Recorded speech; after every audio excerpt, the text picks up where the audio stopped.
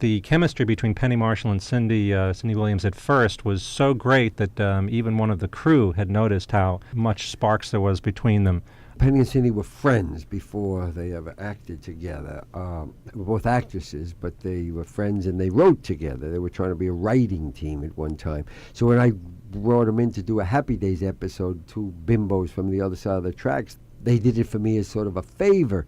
And just when we were filming the Happy Days, one of the cameramen said, "Look through this camera, Gary." And there was a two-shot of Penny and Cindy. He says, "That's a series if I ever saw one. They look so great together. They both babble, they talk at the same time."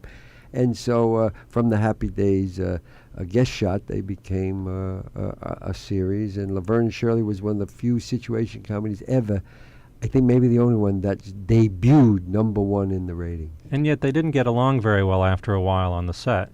Well, they both were a little insecure, and you have to have another life besides show business. And at the time, neither one of them really had a balanced life. Penny was just going through a divorce, and he was breaking up with a guy. And I remember going with them at the end of a Laverne and Shirley, where the 300 people in our audience would stand up and give them an ovation. And as I was bowing with them, I said, like you say, "This is basking.